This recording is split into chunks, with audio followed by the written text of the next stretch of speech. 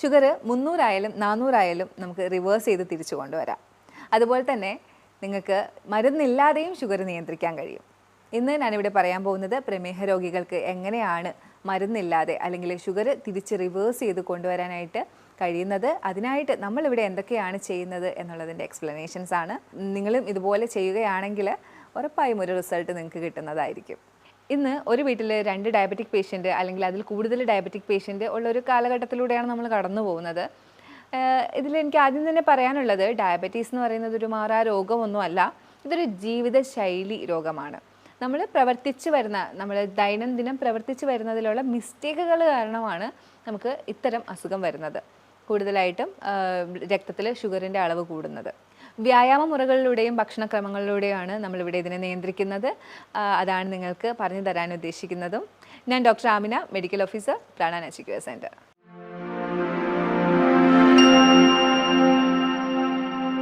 ആദ്യമായി തന്നെ പറയാനുള്ളത്, പഞ്ചസാരയുടെ ഉപയോഗം പൂർണ്ണമായിട്ടും ഒഴിവാക്കുക. അതുപോലെ തന്നെ നിങ്ങൾ നിങ്ങൾ നല്ല അന്നജം, അതായത് കോംപ്ലക്സ് കാർബോഹൈഡ്രേറ്റ്, ഇപ്പം നിങ്ങൾ കൂടുതലായിട്ടും കേട്ട് മനസ്സിലാക്കി വരുന്ന ഒന്നാണ്. അതായത് പെട്ടെന്ന് ഷുഗർ, ഗ്ലൂക്കോസ് ബ്ലഡിലേക്ക് എടുക്കാത്ത തരത്തിലുള്ള കാർബോഹൈഡ്രേറ്റ്, മില്ലറ്റ്, ചാമ, തിന, ചോളം, ഇതൊക്കെ ഇതിലാണ് വരുന്നത്. ഫ്രൂട്ട്സ്, വെജിറ്റബിൾസ് ഒക്കെ ഇതിനകത്ത് വരുന്നുണ്ട്. ഭക്ഷണത്തിൽ കൂടുതലായിട്ട് ഫൈബർ കണ്ടൻറ്റുള്ള ഭക്ഷണങ്ങൾ നിങ്ങൾ കഴിക്കാനായിട്ട് ശ്രദ്ധിക്കുക. ഇത് എന്തിനാണ് പറയുന്നതെന്ന് വെച്ചാൽ, നമ്മൾ കൂടുതൽ ഫൈബർ കണ്ടൻറ്റുള്ള ഭക്ഷണം കഴിക്കുമ്പോൾ ഈ ഫൈബർ കണ്ടൻറ്റ് ഉള്ളത്, ഇൻസോലബിൾ ഫൈബർ കണ്ടൻറ്റ് ഉള്ള ഭക്ഷണമാകുമ്പോൾ നമുക്ക് കൂടുതൽ ഷുഗർ ഇൻടേക്ക് ബ്ലഡിലേക്ക് എടുക്കുന്നത് തടയും. എപ്പോഴും നിങ്ങളുടെ മെയിൻ കോഴ്സ് ഭക്ഷണത്തിൻ്റെ അടുത്ത് ഒരു ബൗൾ ഓഫ് ഫൈബർ ഉണ്ടാവണമെന്നുള്ളത് ഒരു തീർച്ചയായിട്ടുള്ള കാര്യമാണ്. കാരണം ഞാൻ നേരത്തെ പറഞ്ഞു, ഷുഗർ നമ്മുടെ ബ്ലഡിലേക്ക് എടുക്കുന്നത് തടയാനായിട്ടാണ് ഇത്തരം ഇൻസോലബിൾ ഫൈബറുള്ള ബൗള്, സാലഡ് കഴിക്കാനായിട്ട് പറയുന്നത്. ഇതിനകത്ത് നിങ്ങൾക്ക് ക്യൂക്കമ്പർ യൂസ് ചെയ്യാം, ക്യാരറ്റ് യൂസ് ചെയ്യാം, പലതരത്തിലുള്ള ലീവ്സ്, ലെറ്റ്യൂസ് അല്ലെങ്കിൽ ക്യാബേജസ്, മറ്റുള്ള ഇലകൾ നമുക്ക് കഴിക്കാൻ സാധിക്കുന്ന ഇലകൾ ഒക്കെ നിങ്ങൾക്ക് ഇതിനകത്ത് ആഡ് ചെയ്യാം. ഇതിൻ്റെ കൂടെ വ്യായാമ മുറകളായിട്ടുള്ള നടത്തവും യോഗയും മറ്റുള്ള ബ്രീത്തിങ് എക്സസൈസും ഒക്കെ ഇതിൻ്റെ കൂടെ നിങ്ങൾക്ക് ചെയ്തു കൊടുക്കുക. ഇങ്ങനെയാണ് നമ്മൾ കൂടുതലായിട്ടും ഡയബറ്റീസിനെ നിയന്ത്രിക്കുന്നത്. ഒരു ഡയബറ്റിക് പേഷ്യൻ്റ് എപ്പോഴും ചെറിയ അളവിലുള്ള ഭക്ഷണം കൂടുതൽ സമയങ്ങളിലായിട്ട് കഴിക്കുക. ഒരു 7 ടൈമൊക്കെ നിങ്ങൾക്ക് കഴിക്കാം, പക്ഷേ ഈ കഴിക്കുന്ന സമയത്ത് ചെറിയ അളവിലുള്ള ഭക്ഷണങ്ങളായിരിക്കണം കഴിക്കേണ്ടത്. അതായത് 2 റാഗി ദോശ, കുറച്ച് റൈസ്, ഇതിനെക്കുറിച്ചൊക്കെ ഞാൻ എന്തായാലും വരുന്ന ഇതിലേക്ക് ഞാൻ എക്സ്പ്ലെയിൻ ചെയ്യുന്നുണ്ടാവും. അപ്പോൾ അങ്ങനെ വേണം നിങ്ങൾ കഴിക്കാനായിട്ട്. അതുപോലെ തന്നെ ബാലൻസ് ചെയ്തിട്ട് കഴിക്കുക. പ്രോട്ടീൻ ഉണ്ടാവണം, ഫൈബർ ഉണ്ടാവണം, അന്നജം ഉണ്ടാവണം, നല്ല ഫാറ്റ് ഉണ്ടാവണം. ഇതെല്ലാം അടങ്ങിയ ഒരു പ്ലേറ്റ് വേണം ഒരു ഡയബറ്റിക് പേഷ്യൻ്റ് കഴിക്കാനായിട്ട്. ഡയബറ്റിക് പേഷ്യൻ്റ് എന്താണ് രാവിലെ കഴിക്കേണ്ടത് എന്നുള്ളൊരു ക്വസ്റ്റ്യൻ ഉണ്ടാവും. എന്ത് നമ്മൾ രാവിലെ കഴിക്കണം, എന്ത് ഉച്ചയ്ക്ക് കഴിക്കണം, എന്ത് വൈകിട്ട് കഴിക്കണം. എപ്പോഴും രാവിലെ നിങ്ങൾ എനർജറ്റിക് ആയിട്ടുള്ള ഭക്ഷണം കഴിക്കുക. അത് ആരായാലും എനർജറ്റിക് ആയിട്ട് കഴിക്കണം. ഡയബറ്റിക് പേഷ്യൻ്റ് എന്തായാലും എനർജറ്റിക് ആയിട്ട് തന്നെ കഴിക്കണം. അപ്പോൾ അന്നജവും പ്രോട്ടീനും കൂടുതൽ അടങ്ങിയിട്ടുള്ള ഭക്ഷണം കഴിക്കാനായിട്ട് ശ്രദ്ധിക്കുക. അതിൽ തന്നെ അന്നജം കോംപ്ലക്സ് സെലക്ട് ചെയ്യുക. റാഗി, ചാമ, മില്ലറ്റ് അങ്ങനെയുള്ളവ ചൂസ് ചെയ്യുക. അതിൻ്റെ കൂട്ടത്തിൽ നിങ്ങൾക്ക് പ്രോട്ടീനായിട്ട് ദാലോ, പയറോ അല്ലെങ്കിൽ ചനയോ എന്തെങ്കിലും എടുക്കാം, മുട്ട എടുക്കാം. നിങ്ങൾക്ക് നോൺ വെജ് യൂസ് ചെയ്യാൻ കുഴപ്പമില്ലാത്തവരാണെങ്കിൽ നോൺ വെജ് യൂസ് ചെയ്യാം. അപ്പോൾ എപ്പോഴും പ്രിപ്പറേഷനിൽ ശ്രദ്ധിക്കുക. അതിനെ കൂടുതൽ മോശമാക്കാത്ത രീതിയിൽ എരിവും പുളിയും ഒക്കെ കൂട്ടി ആക്കാതിരിക്കുക. ഡയബറ്റിക് പേഷ്യൻസ് ചായ കുടിക്കാമോ എന്നുള്ളത് കേരളത്തിൽ ഒരു വലിയ ക്വസ്റ്റ്യൻ തന്നെയാണ്. നമ്മൾ കൂടുതലും ചായ പ്രേമികളാണ്. ചായ കുടിക്കാമോ എന്ന ക്വസ്റ്റ്യത്തിനുപരി ഡയബറ്റിക് പേഷ്യൻസ് ചായ കുടിക്കുന്നത്, ഞാൻ ചായ കുടിക്കാറുണ്ട്, മധുരം ഇടാതെയാണ് ഞാൻ ചായ കുടിക്കുന്നതെന്ന് പറയും. പക്ഷേ അതിൻ്റെ കൂടെ ഒരു ബിസ്ക്കറ്റ് ഉണ്ടാവും. അപ്പോൾ ദയവ് ചെയ്ത് ഡയബറ്റിക് പേഷ്യൻസ് ഇത്തരം ശീലങ്ങൾ, നിങ്ങൾ ബിസ്ക്കറ്റ് അതുപോലുള്ള സാധനങ്ങൾ അങ്ങ് ഒഴിവാക്കുക. അതുപോലെ തന്നെ നിങ്ങൾ ചായ, അതിനകത്ത് വരുന്നത്, ഇപ്പം നിങ്ങൾക്ക് മധുരം ഇടാത്ത ചായയല്ലേ, അപ്പോൾ ഒരു ചായ കുടിക്കാമെന്ന് വിചാരിക്കും. പക്ഷേ അതിനകത്ത് വരുന്ന തേയിലയ്ക്കകത്ത് ഉള്ളൊരു പ്രോപ്പർട്ടി എന്ന് പറയുന്നത് നമ്മുടെ ബ്ലഡിനെ കോൺസെൻട്രേറ്റ് ആക്കും. അപ്പോൾ ഇങ്ങനെ കോൺസെൻട്രേറ്റ് ആക്കുമ്പോഴത്തേക്കും നമുക്ക് ഷുഗറിൻ്റെ ആ ഒരു ഹൈപ്പ് കൂടും ബ്ലഡിൽ. അങ്ങനെയാണ് ചായ നെഗറ്റീവായിട്ട് ബാധിക്കുന്നത്. അപ്പോൾ ഡയബറ്റിക് പേഷ്യൻ്റ് സത്യം പറഞ്ഞാൽ ചായ അങ്ങ് അവോയ്ഡ് ചെയ്യുന്നതാണ് നല്ലത്. കാരണം എന്തിനാണ് അങ്ങനെ ഒരു കാര്യം? അതിന് പകരം നിങ്ങൾക്ക് ഹെർബൽ ടീയോ അല്ലെങ്കിൽ പച്ചക്കറിയുടെ ജ്യൂസുകൾ, അതെങ്ങനെ പറയാൻ കാര്യം, കാലറി റെസ്ട്രിക്റ്റ് ചെയ്യാനായിട്ടാണ്. ഹെർബൽ ടീക്കകത്ത് നിങ്ങൾക്ക് സിന്നമണോ, അതായത് കറുവപ്പട്ട ഇട്ടിട്ടോ ഇഞ്ചി ഇട്ടിട്ടോ എന്തെങ്കിലുമൊക്കെ, ശംഖുപുഷ്പം, തുളസിയില അങ്ങനെയുള്ളതൊക്കെ ചേർത്തിട്ടുള്ള ഹെർബൽ ടീ നിങ്ങൾക്ക് ഓപ്റ്റ് ചെയ്യാം. അതുപോലെ തന്നെ നിങ്ങൾക്ക് കുമ്പളനീര്, കുക്കുംബറിൻ്റെ നീര്, ക്യാരറ്റ്, അങ്ങനെ പലതും, അല്ലെങ്കിൽ ഇലകളുടെ ജ്യൂസ് ഒക്കെ നിങ്ങൾക്ക് ഓപ്റ്റ് ചെയ്യാം. ഇതിൻ്റെ കൂട്ടത്തിൽ കുറച്ച് നട്ട്സ് സോക്ക് ചെയ്ത് രാവിലെ കഴിക്കുന്നത് വൈകിട്ട് കഴിക്കുന്നതും വളരെ നല്ലതാണ്. അപ്പോൾ ഇത്രയൊക്കെ കഷ്ടപ്പെട്ട് നമ്മൾ ഈ ഡയബറ്റീസിനെ നിയന്ത്രിക്കേണ്ടതുണ്ടോ എന്നുള്ളൊരു ക്വസ്റ്റ്യൻ വരുന്നുണ്ട്.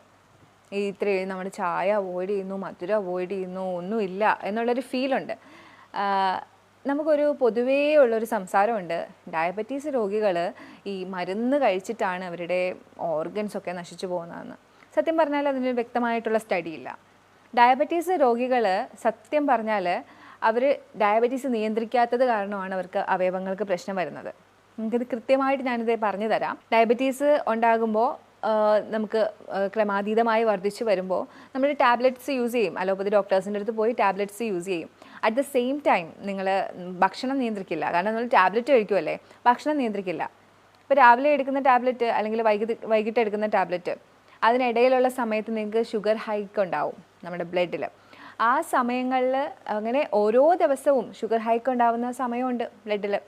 അങ്ങനെ ഓരോ ദിവസവും കടന്നു പോയി കാലക്രമേണ നിങ്ങളുടെ ഓരോ രക്തക്കുഴലുകൾക്കും ചെറിയ ചെറിയ ക്ഷതങ്ങളുണ്ടാവും. അതുപോലെ തന്നെ നെർവസ് സിസ്റ്റത്തിന് ക്ഷതങ്ങളുണ്ടാവും. അനിയന്ത്രിതമായ ഈ ഒരു ഷുഗർ കാരണമാണ് നിങ്ങളുടെ അവയവങ്ങൾക്ക് പ്രശ്നം ഉണ്ടാകുന്നത്. അല്ലാതെ ഒരിക്കലും അലോപ്പതി മരുന്ന് കഴിച്ചത് കൊണ്ട് മാത്രമല്ല നിങ്ങൾക്ക് ഇത്രയും പ്രശ്നം ഉണ്ടാവുന്നത്. അതുകൊണ്ട് തന്നെ ഷുഗർ നിയന്ത്രിക്കുന്നത് അത്രയും അത്യാവശ്യമാണ്. കാലക്രമേണ നമുക്ക് നഷ്ടപ്പെടുന്നത് ചെറിയ അവയവങ്ങളല്ല. ഞാൻ പറഞ്ഞു തരാം. Diabetic neuropathy, diabetic nephropathy, diabetic retinopathy, ഇത്തരം കാര്യങ്ങളാണ്. അതായത് നെർവസ് സിസ്റ്റം റിലേറ്റഡ് ആയിട്ടുള്ള കാലിൽ തരിപ്പ്, മരവിപ്പ് അനുഭവപ്പെടുക എന്ന് ഡയബറ്റിക് പേഷ്യൻസ് പറയും. അപ്പോഴേ പറയാം അത് കുറേ നാളായില്ലേ മരുന്ന് കഴിക്കുന്നു. ഒരിക്കലുമല്ല, കുറേ നാളായി മരുന്ന് കഴിക്കുന്നതിനൊപ്പം നിങ്ങൾ അനിയന്ത്രിതമായിട്ട് ഷുഗർ കൊണ്ടുപോയി എന്നുള്ളതാണ്. ഇനി അടുത്ത കാര്യം, ഡയബറ്റിക് ന്യൂറോപ്പതി, കണ്ണിന് പ്രശ്നം വരും. ഷുഗറുള്ള പേഷ്യൻസിന് പെട്ടെന്ന് കണ്ണിന് പ്രശ്നങ്ങൾ വരും. അതും ഇതേ കാരണമാണ്. കൂടുതലായിട്ട് ബ്ലഡിൽ ഷുഗർ കൂടി നിൽക്കുന്ന, ഒരു ദിവസത്തിൽ ഒരു നേരം അല്ലെങ്കിൽ 2 നേരം ഇത്തരത്തിൽ കൂടുന്നുണ്ട് മരുന്ന് കഴിച്ചിട്ടും. കാരണം നമ്മൾ അനിയന്ത്രിതമായിട്ടാണ് കൊണ്ടുപോകുന്നത്. അടുത്തത് കിഡ്നിക്ക്, അതായത് കിഡ്നിക്ക് തകരാറ് മരുന്ന് കഴിച്ച് വരുന്നെന്ന് പറയുന്നത്. പക്ഷേ ഡയബറ്റിക് പേഷ്യൻ്റ് മരുന്ന് കഴിച്ചില്ലെങ്കിൽ കൂടി അനിയന്ത്രിതമായി പോകുന്നുണ്ടെങ്കിൽ കിഡ്നിക്ക് പ്രശ്നം വരും. കാരണം ഷുഗർ കൂടുതൽ വരുന്നു, അത് ബ്ലഡ് വെസലുകളെ ബാധിക്കുന്നു, അങ്ങനെ നിങ്ങൾക്ക് തകരാറ് സംഭവിക്കുന്നു. അപ്പോൾ ഷുഗർ വന്നിട്ട് മരുന്നൊന്നും കഴിക്കുന്നില്ല എന്ന് ഉള്ളതിലല്ല ഒരിക്കലും കാര്യം, അത് നിയന്ത്രിക്കുന്നുണ്ട് എന്ന് പറയുന്നതിലാണ് കാര്യം. ഇനി നമുക്ക് ഉച്ചഭക്ഷണത്തിനെ കുറിച്ച് പറയാം. ഷുഗർ പേഷ്യൻസ് എങ്ങനെയാണ് ഉച്ചഭക്ഷണം കഴിക്കേണ്ടത്? നമ്മളിവിടെ ഒരു ബൗള് റൈസ്, ഒരു ചെറിയ ബൗള് റൈസ്, അതേ ബൗളിൽ 2 ബൗള് വെജിറ്റബിൾസ്, അതുപോലെ തന്നെ കുറച്ച് പ്രോട്ടീൻ, അതുപോലെ തന്നെ കുറച്ച് ഫാറ്റ്, നല്ല ഫാറ്റായിട്ട് തൈര് അല്ലെങ്കിൽ കോക്കനട്ട് ചട്നിയാണ് കൊടുക്കുന്നത്. കാർബോഹൈഡ്രേറ്റ് ആയിട്ട് നമ്മൾ കൊടുക്കുന്നത് ഒന്നുകിൽ ബ്രൗൺ റൈസ് ആയിരിക്കും അല്ലെങ്കിൽ മില്ലറ്റ് ആയിരിക്കും. വെജിറ്റബിൾസ് കൂടുതലായിട്ടും ഉപയോഗിക്കുന്നത് ബോട്ടിൽ ഗാർഡ് വെറൈറ്റീസ് ആയിരിക്കും. അതായത് നമ്മുടെ ഗാർഡ് വെറൈറ്റീസ്, കുക്കുംബർ, പിന്നെ ഈ പടവലങ്ങ, കുമ്പളങ്ങ, അങ്ങനെ വാട്ടർ കണ്ടൻ്റ് ഉള്ളത്. പിന്നെ കായ വളരെ നല്ലതാണ്. അതുപോലെ തന്നെ ബീൻസ്, ഒത്തിരി നാരുള്ളതാണ് ഇതിന് വേണ്ടത്. ബ്രോക്കലീസ്, ക്യാരറ്റ്സ്, ഇതൊക്കെ നമുക്ക് ഇതിനകത്ത് ഉൾപ്പെടുത്തി കൊടുക്കാം. എപ്പോഴും ബാലൻസ്ഡ് ആയിട്ടുള്ളൊരു പ്ലേറ്റ് തന്നെ എടുക്കാനായിട്ട് ശ്രദ്ധിക്കുക. ഇത്തരം ബാലൻസിൽ പോകുമ്പോൾ നിങ്ങൾക്ക് കിട്ടുന്നതെന്ന് പറഞ്ഞാൽ, നേരത്തെ ഞാൻ പറഞ്ഞു, ഫൈബർ കൂടുതൽ കഴിക്കുന്നതോടുകൂടി നിങ്ങൾക്ക് നിങ്ങളുടെ ഷുഗർ കണ്ടൻറ്റ് ബ്ലഡിലേക്ക് അബ്സോർബ് ചെയ്യുന്നത് കുറയും. ഇങ്ങനെയാണ് നിങ്ങൾക്ക് ഷുഗർ കൺട്രോൾ ആവുന്നത്. ഇനി ഷുഗർ പേഷ്യൻസ് ഡിന്നർ എങ്ങനെ കഴിക്കണം എന്നായിരിക്കും അടുത്ത ക്വസ്റ്റ്യൻ. അതിന് മുമ്പ് ഞാൻ പറയുകയാണ്, ഡിന്നർ അല്ലെങ്കിൽ ഉച്ചഭക്ഷണം, രാവിലത്തെ ഭക്ഷണമൊക്കെ ഞാൻ പറഞ്ഞു. അപ്പോൾ ഞാൻ പറഞ്ഞു നിങ്ങൾ കുറഞ്ഞ ക്വാണ്ടിറ്റിയിൽ വേണം കഴിക്കാമെന്ന് പറഞ്ഞിട്ടുണ്ട്. അപ്പോൾ ഈ കുറഞ്ഞ ക്വാണ്ടിറ്റിയിൽ കഴിക്കാൻ വേണ്ടി ഈ ഇടയ്ക്ക് ഒരു ലഘു ഭക്ഷണം, അതായത് മിഡ് മോർണിംഗ്, മിഡ് നൂൺ, നമ്മുടെ ഈവനിങ്, അങ്ങനെ ഒരു പദ്ധതി നിങ്ങൾ എപ്പോഴും വെക്കാൻ നോക്കണം. അപ്പം മിഡ് മോർണിംഗ് ആയിട്ട് എപ്പോഴും ബട്ടർ മിൽക്കോ അല്ലെങ്കിൽ ഒരു ചെറിയ സ്മൂതി, ഒത്തിരി നട്ട്സും ഒരു ബേസായിട്ട് അധികം ഷുഗർ ഇല്ലാത്തൊരു ഫ്രൂട്ട്, കോക്കനട്ട് മിൽക്ക് ഒക്കെ ചേർത്തിട്ടുള്ളൊരു സ്മൂതിയോ ഒക്കെ നിങ്ങൾക്ക് ഓപ്റ്റ് ചെയ്യാം. ഉച്ചയ്ക്ക് ശേഷമാണെങ്കിൽ ഒരു ജ്യൂസ്, ഒരു കുക്കുംബർ ജ്യൂസോ എന്തെങ്കിലും ഉച്ചയ്ക്കത്തെ ഭക്ഷണത്തിന് ശേഷം, അതായത് വൈകിട്ട് നമ്മളൊരു ചായ ടൈം ഉണ്ടല്ലോ, ഒരു 5 മണി, അതിനിടയ്ക്ക് നിങ്ങളത് കഴിക്കണം. അതുപോലെ തന്നെ ഈ ചായ ടൈമിൽ നിങ്ങളൊരു ഹെർബൽ ടീയും കുറച്ച് നട്ട്സും ഒക്കെ കഴിക്കാനായിട്ട് ശ്രദ്ധിക്കണം. നമുക്ക് ഒരുപാട് എനർജി വേണം, കാരണം ഡയബറ്റിക് ആണ്. അപ്പോൾ നമുക്ക് മസിൽ വേസ്റ്റിംഗ് ഒക്കെ ഉണ്ടാകും. അപ്പോൾ നമുക്ക് ഒത്തിരി എനർജി വേണ്ട ആൾക്കാരാണ്. അറ്റ് ദ സെയിം ടൈം നമുക്ക് ഷുഗറും കൺട്രോൾ ചെയ്യണം. അതുകൊണ്ടാണ് എപ്പോഴും പറയുന്നത്, ചെറിയ ചെറിയ ഇടവേളകളിൽ ചെറിയ ക്വാണ്ടിറ്റിയിൽ ഭക്ഷണം കഴിക്കണം എന്ന്. ഡിന്നറിനെ കുറിച്ച് പറയുകയാണെങ്കിൽ എപ്പോഴും പ്രോട്ടീൻ റിച്ച് ആയിട്ടുള്ള ഫാറ്റ് കുറഞ്ഞ ഭക്ഷണമാണ് ഡിന്നറായിട്ട് ഓപ്റ്റ് ചെയ്യാനുള്ളത്. നമുക്ക് എല്ലാവർക്കും അറിയാം, രാത്രിയാണ്, നമ്മൾ പണ്ട് മുതലേ കേൾക്കുന്നതാണ്, രാത്രിയാണ് വളർച്ച, രാത്രിയാണ് നമ്മുടെ അവയവങ്ങളൊക്കെ ഡീടോക്സിഫൈ ചെയ്യുന്നത് എന്നൊക്കെ നമ്മൾ കേൾക്കാറുണ്ട്. അപ്പോൾ രാത്രിക്ക് കിടക്കുന്നതിന് മുമ്പ് നമ്മൾ നല്ല പ്രോട്ടീൻ അടങ്ങിയിട്ടുള്ള ഭക്ഷണം കഴിക്കണം. അത് നമുക്ക് മസിൽ മാസ് കൂടാനായിട്ടാണ്. നമുക്ക് എല്ലാവർക്കും അറിയാം, ഷുഗർ പേഷ്യൻസിന്, ഡയബറ്റിക് പേഷ്യൻസിന്, പ്രമേഹ രോഗികൾക്ക് ഇങ്ങനെ മസിൽ വേസ്റ്റിംഗ് ഉണ്ടാവും, അവരുടെ മസിൽസിന് ബലക്ഷയം ഉണ്ടാവും. അപ്പോൾ ഈ രാത്രി കൂടുതൽ പ്രോട്ടീൻസ് കഴിച്ചു കഴിഞ്ഞാൽ നമ്മുടെ ഈ ഒരു ബലക്ഷയത്തിന് ഒരു കുറവുണ്ടാവും, നമ്മുടെ മസിലിൻ്റെ ബലക്ഷയത്തിന് ഒരു കുറവുണ്ടാവും. അപ്പോൾ കൂടുതലായിട്ടും പ്രോട്ടീനായിട്ട് നിങ്ങൾക്ക് പയറോ ചനയോ ദാലോ അല്ലെങ്കിൽ മുട്ടയോ ഇറച്ചി കഴിക്കുന്നവരാണെങ്കിൽ അങ്ങനെയോ, നേരത്തെ പറഞ്ഞ പോലെ അതിനെ നിങ്ങൾ കൂടുതൽ വഷളാക്കാതിരിക്കുക, നല്ല രീതിയിൽ കുക്ക് ചെയ്യുക, ഒരുപാട് ഡീപ്പ് ഫ്രൈ ചെയ്യാതെ ഒത്തിരി സ്പൈസി ആയിട്ട് അങ്ങനെയൊന്നും കഴിക്കാതിരിക്കുക, നല്ല നമ്മുടെ വയറ്റിന് ചേരുന്ന രീതിയിൽ പ്രിപ്പയർ ചെയ്ത് കഴിക്കുക. അതുപോലെ തന്നെ രാത്രിയിൽ നിങ്ങൾക്ക് കഴിക്കാൻ പാടില്ല എന്ന് പറയാനുള്ളത് തൈര്, കാരണം കൊഴുപ്പ് അടങ്ങിയിട്ടുള്ളത് നിങ്ങൾ കഴിക്കുവാണെങ്കിൽ ഇൻസുലിൻ്റെ പ്രവർത്തനം നടക്കില്ല. അതുപോലെ തന്നെ നിങ്ങൾ ഡീപ്പ് ഫ്രൈഡ് ആയിട്ടുള്ളതൊന്നും കഴിക്കാതിരിക്കുക രാത്രി. മിക്ക ആളുകൾക്കുള്ളൊരു ശീലമാണ് മെയിൻ കോഴ്സ് കഴിഞ്ഞ ഉടനെ നമ്മൾ എന്തെങ്കിലും മധുരമുള്ളത് കഴിക്കുക, അല്ലെങ്കിൽ ഒരു ചായ കുടിക്കുക, ഇങ്ങനെയൊക്കെയുള്ള ശീലങ്ങളുണ്ട്. അപ്പോൾ ഇത് ചെറുപ്പകാലത്താണെങ്കിൽ വലിയ പ്രശ്നമില്ല. നമ്മളൊരു പ്രായം കഴിഞ്ഞു കഴിഞ്ഞാൽ ഇങ്ങനത്തെ ശീലങ്ങൾ വെക്കുമ്പോൾ നമുക്ക് ഉണ്ടാവുന്നത്, നമ്മളൊരു ഭക്ഷണം മെയിൻ കോഴ്സ് കഴിഞ്ഞതിന് ശേഷം ഇങ്ങനെ കഴിക്കുകയാണെങ്കിൽ അതിലുള്ള ടോക്സിസിറ്റീസ് പെട്ടെന്ന് അബ്സോർബ് ചെയ്യും, അത് ഏതായാലും. അപ്പോൾ ഇപ്പോൾ ഷുഗർ ആണെങ്കിൽ പോലും, ഫ്രക്ടോസ് ആണെങ്കിൽ പോലും ഏറ്റവും പെട്ടെന്ന്, ഇപ്പോൾ ഷുഗർ നമ്മളിപ്പം പഴവർഗ്ഗങ്ങളാണ് കഴിക്കുന്നതെങ്കിൽ അത് പെട്ടെന്ന് അബ്സോർബ് ചെയ്യുന്ന ഒരവസ്ഥയാണ്. ചായ ആണെങ്കിൽ ചായയിലുള്ള ആ ഒരു ഘടകങ്ങളൊക്കെ പെട്ടെന്ന് അബ്സോർബ് ചെയ്യും. അപ്പോൾ ഇത്തരത്തിലുള്ള ശീലങ്ങൾ, അത് കഴിച്ച ഉടനെ ഉള്ള ഒരു ലഘു ഭക്ഷണം അതിൻ്റെ കൂടെ കഴിക്കുന്നത് ഒഴിവാക്കുക. ഭക്ഷണത്തിന് ശേഷമുള്ള ഈ ഫ്രൂട്ട്സ് ആയാലും ചായ ആയാലും എടുക്കുന്ന രീതിയെക്കുറിച്ച് പറയുമ്പോൾ എനിക്ക് ഓർമ്മ വരുന്നത്, എനിക്ക് പരിചയമുള്ള ഒരാൾ ഒരുപാട് നാൾ ഇവർ ഭക്ഷണത്തിന് ശേഷം ഫ്രൂട്ട്സ് കഴിക്കുമായിരുന്നു. ഒത്തിരി ഹെൽത്തി ആണെന്ന് നമ്മളൊക്കെ ഒരുപാട് നാൾ വിശ്വസിച്ചിരുന്നതാണ്, ഇപ്പോൾ മാറി മാറി വരുന്നുണ്ട്. ഭക്ഷണത്തിന് ശേഷം ഇവർ ഫ്രൂട്ട്സ് കഴിക്കും. അങ്ങനെ ഒരുപാട് നാളുകൾ അങ്ങനെ കഴിച്ച് വന്ന ഒരിക്കൽ അസഹനീയമായ വയറുവേദനയാണ് ഇദ്ദേഹത്തിന്. അങ്ങനെ സഹിക്കാൻ പറ്റാതെ ഹോസ്പിറ്റലിൽ പോകുമ്പോൾ അവരൊരു ടാബ്ലറ്റ് കൊടുക്കും, അപ്പോൾ ആ വേദന കുറയും. വീണ്ടും ഇത് തന്നെയാണ്, വീണ്ടും ഇങ്ങനെ വേദന വരുന്നുണ്ട്. അങ്ങനെ അവർ കേരളത്തിലേക്ക് വരികയും ഒരു പ്രകൃതി ചികിത്സാലയത്തിൽ പോവുകയും ചെയ്തു. അവർ ക്രമം പറഞ്ഞു കൊടുത്തു എങ്ങനെയാണ് കഴിക്കേണ്ടത്. അതുപോലെ തന്നെ 10 ദിവസത്തെ ട്രീറ്റ്മെൻ്റ് ആണല്ലോ, ആ സമയത്ത് ക്രമത്തിൽ കഴിച്ചപ്പോൾ ഇദ്ദേഹത്തിൻ്റെ വേദനയൊക്കെ മാറി. അപ്പോൾ ഈ ഫുഡിൻ്റെ ക്രമം അത്രയധികം ഇമ്പോർട്ടൻ്റ് ആണ്. ഒരിക്കലും നിങ്ങളൊരു മെയിൻ കോഴ്സ് കഴിഞ്ഞിട്ട് ഇത്തരം ലഘു ഭക്ഷണങ്ങൾ, അതായത് ഫ്രൂട്ട്സ് അല്ലെങ്കിൽ ചായ അല്ലെങ്കിൽ മധുരങ്ങൾ കഴിക്കാതിരിക്കുക. അത് നിങ്ങളെ ഒത്തിരി എഫക്റ്റ് ചെയ്യും. ആദ്യമാണ് നിങ്ങൾ ഇത്തരം ഫ്രൂട്ട് അല്ലെങ്കിൽ റോ ഒക്കെ കഴിക്കാനുള്ളത്. പിന്നീട് നിങ്ങൾ അന്നജവും പ്രോട്ടീനും ഒക്കെ കഴിക്കുക. പതുക്കെ കൂടി വരുന്ന രീതിയിലാണ് നിങ്ങൾ കഴിക്കേണ്ടിയുള്ളത്. അപ്പോൾ അതൊരിക്കലും നിങ്ങൾ റിവേഴ്സ് ചെയ്ത് കഴിക്കാതിരിക്കുക. കൂടുതൽ ആളുകൾക്കുള്ളൊരു സംശയമാണ്, അല്ലെങ്കിൽ മാൽ പ്രാക്ടീസ് ചെയ്തുകൊണ്ടിരിക്കുന്ന ഒരു കാര്യമാണ് ഫ്രൂട്ട്സ് കൂടുതൽ കഴിക്കുക. ഫ്രൂട്ട്സിനകത്ത് ഫ്രക്ടോസ് അല്ലേ എന്നുള്ളൊരു രീതിയിൽ, ഫ്രക്ടോസ് അതിന് ഗ്ലൂക്കോസ് അല്ലല്ലോ, ഗ്ലൂക്കോസ് കൂടുന്നതല്ലേ പ്രശ്നം. ഈ ഫ്രക്ടോസ് എന്ന് പറയുന്നത് ഗ്ലൂക്കോസിൻ്റെ ഒരു ഭാഗമാണ്, അതുപോലെയുള്ളതാണ്. അത് വിഘടിച്ച് കഴിഞ്ഞാൽ ഗ്ലൂക്കോസ് തന്നെയാണ് ആവുന്നത്. അപ്പോൾ ഫ്രക്ടോസ് കൂടുതൽ അളവ് നമ്മുടെ ഉള്ളിൽ എത്തിക്കഴിഞ്ഞാൽ അത് ഗ്ലൂക്കോസായിട്ട് തന്നെയാണ് മാറുന്നത്. അതായത് ഞാൻ എപ്പോഴും പറയും, അമിതമായാൽ അമൃതും വിഷം. എല്ലാവരും ചോദിക്കും അത് കഴിക്കാവോ, ഇത് കഴിക്കാവോ? എല്ലാത്തിനും ഒരു ബാലൻസ് വേണം. നമ്മൾ ചെറിയ കുട്ടികളല്ല, നമുക്ക് പ്രായമായി. അപ്പോൾ എന്ത് ഉള്ളിൽ ചെന്നാലും അതിനെ സ്റ്റോർ ചെയ്ത് വെച്ച് കളയും നമ്മുടെ ബോഡി. അതുകൊണ്ട് തന്നെ ഫ്രക്ടോസ് ആണെങ്കിൽ പോലും നിങ്ങൾ അധികം കഴിക്കാതിരിക്കുക. ഇത് കോംപ്ലക്സ് കാർബോഹൈഡ്രേറ്റ് ആണ്, എന്നാൽ കൂടി നിങ്ങൾ ഒരുപാട് കഴിക്കാതിരിക്കുക. അതിൽ തന്നെ നിങ്ങൾക്ക് കൂടുതൽ ഷുഗർ കണ്ടൻറ്റുള്ള മാങ്ങ, ചക്കപ്പഴം, അങ്ങനെയൊക്കെയുള്ളത്, ചിക്കു, ഇതൊക്കെ ഒഴിവാക്കുക. ആപ്പിളൊക്കെ നിങ്ങൾക്ക് കഴിക്കുക. അതിൽ തന്നെ ഗ്രീൻ ആപ്പിളാണ് ഏറ്റവും കുറവ് ഇതുള്ളത്, ഷുഗർ ഉള്ളത്. ആപ്പിൾ കഴിക്കാം, മുസംബീസ് കഴിക്കാം, ഗോവ വളരെ നല്ലതാണ്, നമ്മുടെ പേരക്ക, അതൊക്കെ ആണെങ്കിൽ നിങ്ങൾക്ക് ഓപ്റ്റ് ചെയ്യാം. അതുപോലെ തന്നെ നമ്മുടെ പേഷ്യൻസ് എപ്പോഴും ചോദിക്കുന്നത്, എന്താ നമുക്ക് മാത്രം ഫ്രൂട്ട് ജ്യൂസ് തരാതെ ഇങ്ങനെ വെജിറ്റബിൾ ജ്യൂസ് തരുന്നത്? നിങ്ങൾ ഹോൾ ഫ്രൂട്ട് കഴിച്ചോളൂ, നിങ്ങൾ ഫ്രൂട്ട് കട്ട് ചെയ്ത് കഴിച്ചോളൂ ഷുഗർ പേഷ്യൻസ്. ഒരിക്കലും ജ്യൂസാക്കി കുടിക്കാതിരിക്കാൻ ശ്രദ്ധിക്കുക. കാരണം ജ്യൂസാക്കി കുടിക്കുമ്പോൾ സംഭവിക്കുന്നത്, ഈ ജ്യൂസിൽ നിന്ന് ഡയറക്റ്റ് നിങ്ങൾക്ക് പെട്ടെന്ന് ഗ്ലൂക്കോസ് അബ്സോർബ് ചെയ്യും. അതിനകത്ത് പിന്നെ ഫൈബർ ഇല്ലല്ലോ. എന്നാൽ അറ്റ് ദ സെയിം ടൈം നിങ്ങളതൊരു ഹോൾ ഫ്രൂട്ടായിട്ടാണ് കഴിക്കുന്നതെങ്കിൽ ഫൈബർ കണ്ടൻറ്റ് കൂടിയുണ്ട്, അത് നിങ്ങളുടെ ഷുഗർ ഇൻടേക്ക് ബ്ലഡിലേക്ക് എടുക്കുന്നത് അങ്ങ് തടഞ്ഞോളും. പ്രമേഹ രോഗികൾ രാത്രിയിൽ എന്തൊക്കെ ചെയ്യാം? നമ്മളിപ്പോൾ എല്ലാവരും ഒത്തിരി ബിസിയാണ്. അപ്പോൾ ഇവർക്ക് രാത്രിയിൽ ചെയ്യാൻ പറ്റുന്ന കുറച്ച് കാര്യങ്ങളാണ് ഞാൻ പറയുന്നത്. ഒരു ബ്രിസ്ക് വാക്കൊക്കെ നടത്താം. അതുപോലെ തന്നെ ചെറിയ വ്യായാമ മുറകളൊക്കെ അവർക്ക് രാത്രി ചെയ്യാം.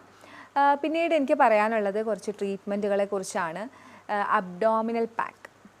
അതിനുവേണ്ടി നിങ്ങൾ ചെയ്യേണ്ടത് ഒരു നീളമുള്ളൊരു തുണി, 4 മടക്ക് മടക്കാൻ പറ്റുന്നൊരു തുണി എടുത്ത് അതിനെ നനച്ച് പിഴിഞ്ഞെടുക്കുക, വെറ്റ് ചെയ്തെടുക്കുക. അതിനുശേഷം നിങ്ങളുടെ വയറിന് ചുറ്റും നിങ്ങൾ ചുറ്റുക. ഒരു 2-3 ചുറ്റാനുണ്ടാവും. അത് നിങ്ങളൊരു 20 മിനിറ്റ് വെച്ചിരിക്കുക. അപ്പോൾ ഒരു നനഞ്ഞ തുണി ചുറ്റുന്നത് കൊണ്ട് ഇപ്പോൾ എന്തുണ്ടാവാമെന്ന് നിങ്ങൾക്ക് സംശയം ഉണ്ടാവും. ഇതിൽ നമുക്കൊരു ഫിസിയോളജി വർക്ക് ചെയ്യുന്നുണ്ട്. അതായത് ഇത് കെട്ടുമ്പോൾ തന്നെ നിങ്ങൾക്കൊരു എക്സൈറ്റേഷൻ ഉണ്ടാവും ഈ ഓർഗൻസിനൊക്കെ. കുറച്ച് കഴിയുമ്പോഴത്തേക്കും നിങ്ങളുടെ നെർവ്സൊക്കെ റിലാക്സ് ആവും. ഈ എക്സൈറ്റേഷനും റിലാക്സേഷനും കിട്ടുന്നത് നിങ്ങളുടെ അബ്ഡോമിനൽ ഓർഗൻസിനൊക്കെ നല്ലതാണ്. കൂട്ടത്തിൽ നിങ്ങളുടെ പാൻക്രിയാസിനും നല്ലതാണ്. അതുപോലെ തന്നെ നിങ്ങൾക്ക് ചെയ്യാൻ പറ്റിയ വേറൊരു ട്രീറ്റ്മെൻറ്റാണ് ഹിപ്പ് ബാത്ത്. ഹിപ്പ് ബാത്ത് ടബാണ് നമ്മൾ ഹോസ്പിറ്റൽസിൽ യൂസ് ചെയ്യുന്നത്. പക്ഷേ നിങ്ങൾക്ക് വീട്ടിൽ തുണി അലക്കാൻ ഉപയോഗിക്കുന്ന ടബോ, നിങ്ങൾക്ക് ഇരിക്കാൻ പരുവത്തിലുള്ള എന്തെങ്കിലും ഒരു ടബ് നിങ്ങൾക്ക് യൂസ് ചെയ്യാം. കാല് പുറത്തേക്ക് ഇട്ടുകൊണ്ട് നിങ്ങൾക്ക് വെള്ളത്തിലേക്ക് ഇരിക്കാം. ഹിപ്പ് താഴ്ത്തി വെച്ച് പൊക്കിൾ വരെ താഴ്ത്തി വെച്ചിട്ടായിരിക്കും ഇരിക്കുന്നത്. ഇതും സെയിം എഫക്റ്റാണ്. നമ്മുടെ നെർവ്സിനെ ആദ്യം എക്സൈറ്റ് ചെയ്യുന്നു, ഉത്തേജിപ്പിക്കുന്നു, പിന്നെ അത് റിലാക്സ് ചെയ്യുന്നു. ആ ഒരു പ്രവൃത്തിയിൽ നിങ്ങൾക്ക് നിങ്ങളുടെ പാൻക്രിയാസ് പ്രവർത്തിക്കുന്നു. ഹിപ്പ് ബാത്ത് എപ്പോഴും കുറച്ച് പകലൊക്കെ എടുക്കുന്നതായിരിക്കും നല്ലത്. പിന്നെ നിങ്ങൾക്ക് ഹോട്ട് ഫുഡ് ഇമേർഷൻ ചെയ്യാൻ ഞാൻ എല്ലാവരോടും പറയുന്നതാണ്. ഹോട്ട് ഫുഡ് ഇമേർഷൻ എടുക്കുമ്പോൾ നിങ്ങൾക്ക് നല്ല ഉറക്കം കിട്ടും. നമുക്ക് എപ്പോഴും എല്ലാ രോഗത്തിനും നല്ല ഉറക്കം ആവശ്യമാണ്. നമ്മുടെ ഒരു ബോഡി ആരോഗ്യമായിട്ടിരിക്കാനായിട്ട് നല്ല ഉറക്കം ആവശ്യമാണ്. അപ്പോൾ ഇത്തരത്തിലുള്ള നമ്മുടെ കണങ്കാല് വരെ നല്ല ചൂടുവെള്ളത്തിൽ മുക്കി ഒരു 20 മിനിറ്റ് ഇരിക്കുക. രക്തയോട്ടം കൂടും, ശരീരം മുഴുവനും രക്തയോട്ടം കൂടും. അതിൽ നിങ്ങളുടെ പാൻക്രിയാസിലേക്കുള്ള രക്തയോട്ടവും കൂടും. ശരീരത്തിലെ മൊത്തം രക്തയോട്ടം ഇങ്ങനെ കൂടുന്നതിലൂടെ ആരോഗ്യം നിങ്ങൾക്ക് നന്നായി സംരക്ഷിക്കാൻ പറ്റും. അപ്പോൾ ഇത്തരം ട്രീറ്റ്മെൻറ്റുകൾ നിങ്ങൾ ചെയ്യുക. ഇതെല്ലാം ചെയ്യണം എന്നല്ല ഉദ്ദേശിക്കുന്നത്, ഇതിൽ നിങ്ങൾക്ക് പറ്റുന്നത്. അതുപോലെ തന്നെ നിങ്ങൾക്ക് ഇത് ഒരു ഡോക്ടറിൻ്റെ സഹായത്തോടെ നിങ്ങൾക്ക് ഏതാണ് അനുയോജ്യമായത് എന്ന് ചോദിച്ച് മനസ്സിലാക്കി ചെയ്യുന്നതായിരിക്കും എപ്പോഴും കൂടുതൽ നല്ലത്. ഇനി പ്രമേഹ രോഗികൾക്ക് കൂടുതലായി നമ്മൾ സജസ്റ്റ് ചെയ്യുന്നൊരു കാര്യമുണ്ട്, ഹൈ ഇൻറ്റൻസിറ്റി ഇൻ്റർവെൽ ട്രെയിനിങ്. അതായത് കാർഡിയോ വർക്കൗട്ടാണ്. ഇതിനകത്ത് നിങ്ങൾ കൂടുതൽ running, machine workouts, jumping, rope വെച്ചിട്ടുള്ള ജമ്പിങ് ഒക്കെയാണ് ഉൾപ്പെടുന്നത്. കൂടുതൽ പെട്ടെന്ന് സ്വെറ്റ് ചെയ്യുന്ന രീതിയിലുള്ള വർക്കൗട്ട്സാണ്. നമ്മുടെ മസിൽസ് കൂടുതലായിട്ട് ഗ്രോ അപ്പ് ആവാൻ ഞാൻ നേരത്തെ പറഞ്ഞല്ലോ, മസിൽ വേസ്റ്റിംഗ് ആണ് ഡയബറ്റീസിൻ്റെ ഒരു അതിൽ വരുന്ന ഒരു സൈഡ് എഫക്റ്റ്, അല്ലെങ്കിൽ ഒരു റിസ്ക് ഫാക്ടറായിട്ട് എപ്പോഴും വരുന്നതാണ് മസിൽ വേസ്റ്റിംഗ്. അതായത് പേശികൾക്ക് ബലക്ഷയം വരും. അപ്പോൾ ഇത്തരം വർക്കൗട്ടുകൾ നിങ്ങളെ സഹായിക്കും. അതുപോലെ തന്നെ ഡയബറ്റീസിൽ തടി കൂടുന്നവരുണ്ട്, അവരുടെ തടി കുറയാനും ഇത് സഹായിക്കും. ഇനി ഡയബറ്റീസ് എപ്പോഴാണ് നമ്മൾ കൂടുതൽ ശ്രദ്ധിക്കേണ്ടത്? ഞാൻ ഓൾറെഡി പറഞ്ഞു, ഡയബറ്റീസ് എന്ന് പറയുന്നത് ശ്രദ്ധിച്ചേ മതിയാവുള്ളൂ. അത്രയും അപകടകാരിയാണ് ഡയബറ്റീസ്. ഡയബറ്റീസ് വന്നിട്ടുണ്ടോ അത് നിങ്ങൾ കൃത്യമായിട്ടുള്ള ചികിത്സയിലൂടെ തന്നെ നിങ്ങൾ പരിഹരിക്കണം. അതുപോലെ തന്നെ ഇപ്പം നിങ്ങൾ കൂടുതൽ ശ്രദ്ധിക്കേണ്ടത്, ഇപ്പോൾ ഡയബറ്റീസ് വന്നു നിങ്ങൾ ശ്രദ്ധിക്കുന്നുണ്ട്, അതിനിടയിൽ നിങ്ങൾക്ക് വരാൻ പറ്റുന്ന കുറച്ച് കാര്യങ്ങളാണ്. നിങ്ങൾക്ക് ഒത്തിരി ക്ഷീണം അനുഭവപ്പെടുക, വിശപ്പ് ഭയങ്കര കൂടുതലായിട്ട് അനുഭവപ്പെടുക, എപ്പോഴും യൂറിനേറ്റ് ചെയ്യാൻ തോന്നുക, അതുപോലെ തന്നെ നിങ്ങൾക്ക് വ്രണങ്ങളുണ്ടായാൽ അത് ഉണങ്ങാതെ വരിക. ഇത്തരം സാഹചര്യങ്ങളിൽ പിന്നെ നിങ്ങൾ വെയിറ്റ് ചെയ്യുകയേ ചെയ്യരുത്. നല്ല വിദഗ്ധമായ ഒരു ഡോക്ടറിനെ തന്നെ കണ്ട് നല്ലൊരു പരിഹാരം നിങ്ങൾ എന്തായാലും കൊണ്ടുവന്നിരിക്കണം. കാരണം കാല് മുറിച്ചു മാറ്റുന്ന രീതിയിലേക്കും ഒക്കെ അത് കൊണ്ടുപോകാം നിങ്ങളെ. അപ്പോൾ ഇതൊക്കെയാണ് ഇന്ന് എനിക്ക് പ്രമേഹത്തിനെ കുറിച്ച് പറയാനുള്ളത്. അപ്പോൾ പ്രമേഹ രോഗികൾ ഇത് കാണുന്നുണ്ടെങ്കിൽ ഉറപ്പായിട്ടും നിങ്ങൾ ഇത്തരം കാര്യങ്ങൾ, ഞാൻ പറഞ്ഞ കാര്യങ്ങളൊക്കെ നിങ്ങളൊന്ന് ഫോളോ ചെയ്ത് നോക്കുക. നിങ്ങൾക്ക് എന്തായാലും നല്ലൊരു റിസൾട്ട് തന്നെ ഇതിനകത്തുനിന്ന് കിട്ടും. നിങ്ങൾക്ക് ഇനി എന്തെങ്കിലുമൊക്കെ സംശയം ഉണ്ടെങ്കിൽ നമ്മുടെ നമ്പറിലേക്ക് വിളിക്കുക. മറ്റൊരു വീഡിയോ ആയിട്ട് നമുക്ക് വീണ്ടും കാണാം. Okay, by.